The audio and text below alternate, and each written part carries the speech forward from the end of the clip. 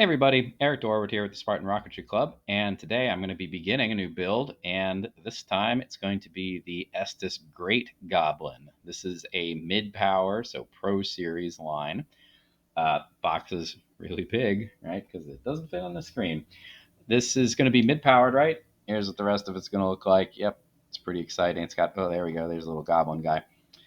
It is 29 millimeters, and so that means that it can take up to the biggest motors that Estes makes, which are black powder Fs, which are ridiculously big.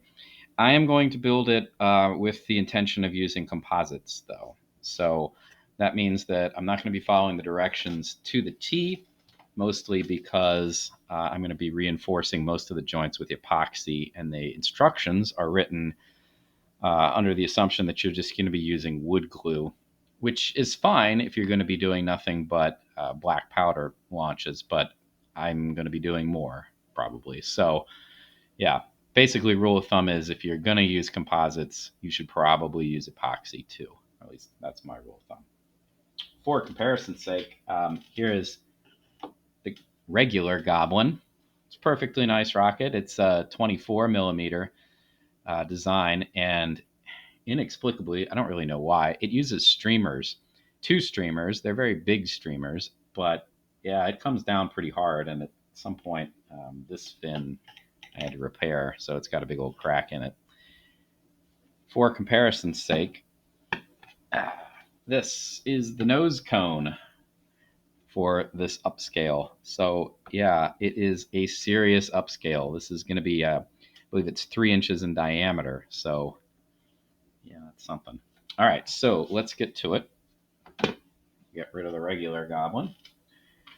First thing that needs to be done is I'm going to take care of getting the fins. So there are 4 sheets of this. I already processed most of them, but basic deal. Here's my sanding block. I'm going to just sand any of the nastiness off of this. These sheets were pretty good so far. It's quite thick balsa. I don't know. I'm not sure it's the thickest balsa I've ever seen Estes use, but it is pretty serious balsa. Which kind of begs the question, why didn't they use plywood? I don't know. They tend not to. There are only a few Estes kits that have been produced recently that are Pro Series, big ones, that have gone with the plywood route, which is too bad because plywood's a lot stronger, and in some respects, it's easier to work with. Sanding plywood's no fun, but and shaping it, which we're also gonna have to do that. However, it has less grain, so that's nice. You don't have to worry about that as much. And it's a whole lot stronger. There are actually a couple elements in this kit that I'm surprised that they aren't using the next stronger material. This would be one of them. Fortunately, they don't have to laminate these fins. These are going to be as big as the fins get, which is also a potential problem spot. Because while it is thick balsa, it's still balsa. And some of the Pro Series kits that Estes has released over the years have you laminate several layers of balsa together to make a much stronger fin. So, that's a potential weak spot. We'll do both sides here quickly. Again, I'm not trying for perfection because you're not going to get it by just sanding. If you wanted to sand the grain out of this, well, good luck. It's not happening. We'll worry about getting the grain taken care of later. There's a bit of debris there. Last little bit. Sometimes there's some shagginess in balsa, and fortunately these sheets have not had that because that's a time-consuming kind of sanding. All right, so I'm just feeling, compared to the rough wood, it is significantly smoother. It feels pretty nice. So we'll say that's good for now. Then the next job, of course, is to cut these out of the sheet.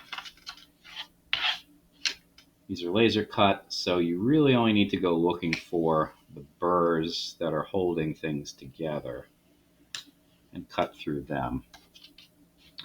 I tend to do the straight parts first because they're the easy ones. The laser is usually split the grain apart pretty nicely on those. It's the ones that are across the grain or diagonal to the grain that take a little bit more doing. And yeah, there's a burr right here, so I'm working on just cutting through that. Where else? There's one over here. Don't feel like you should be pushing very hard to do this. Because if you're pushing hard, you're probably cutting someplace you shouldn't be. So just trace that crack. You probably, on a piece this thick, you're probably going to have to flip it over. Also, a good habit to get into is cut away from the other fins. So like this one, I flipped around before I started going after that burr. Because that way, if my knife slips this way, I'm just cutting into scrap wood, basically.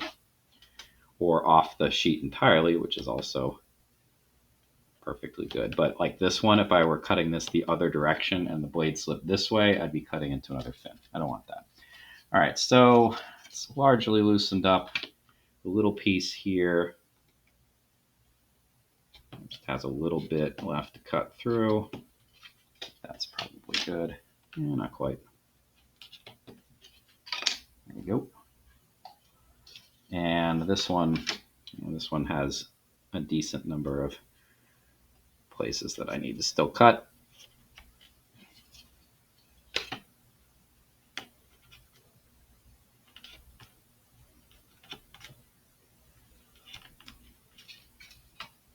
It's largely loosened. Do yourself a favor and don't try to just punch these out by hand, especially even if they get loose, cut through those burrs. Because if you don't and you just push, yeah, you can probably break through the burr, but it's probably not going to split the way that you would want it to. All right, so that's taken care of. I did, on the other fins, stack everything up here.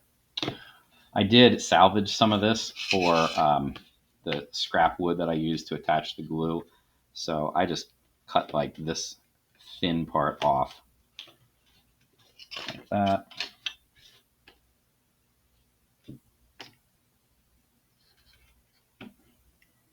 And if you're cutting with the grain, it usually goes pretty quickly. A couple passes and you're through.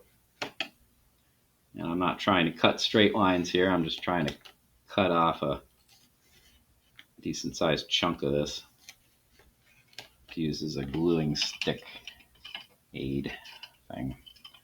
Yeah, not quite through. There we go. All right, so that's junk. And this, I'm not going to use that on this particular build, but I will soon. This blade, by the way, it's time for it to go. It's seen better days. So I'm going to dispose of it. I'm going to grab myself a piece of masking tape here, and I'm going to use this to wrap up the blade.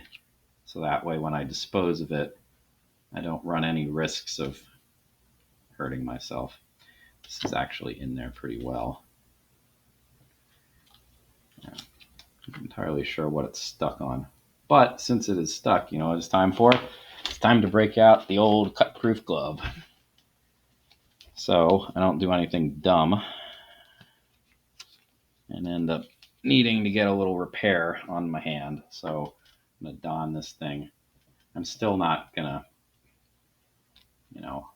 grab at the blade. I'm holding the back of it, but just in case. There we go. Yeah, that was really stuck in there. Not entirely sure what gummed it up so much, but something did. So in any event, I'm just going to tape tape over the blade and then just wrap tape around it a few times. There. It's still not completely safe, right? I mean, like, don't eat it, obviously, but that is certainly something that I feel much more comfortable throwing out as is than I would be just throwing out even a dull blade. All right, so this seems like a decent place to stop for now. The next step, actually, I guess we won't quite stop. There's one more thing we'll do right now that's easy enough. And the next step is I need to glue these together. So it's going to be a composite fin. It's going to look like this. And these two sides that I'm holding up right now, I need to get the burrs off of them. So let's just do that quickly. We'll worry about gluing together in the next step. I am only going to sand the burrs off of this particular face for the time being, because I'm going to have to sand down the finished fin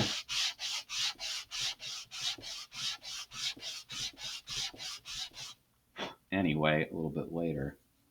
All right, let's get a little bit more.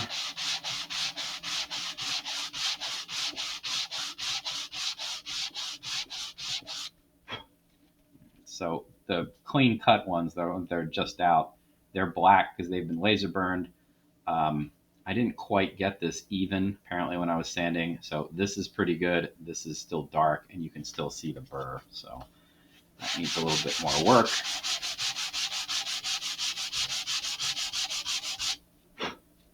That's better. All right, let's take care of these as well. All the other faces, like I said, I'm going to have to sand them down. The top and the root, I'm going to have to sand down anyway, because they're going to have probably a not perfect seam from when I put the pieces together. And after all that's done, I'm going to have to round the lead and probably the tail end too. So there's no point in really going to town on this right now anyway. All right, so those are good.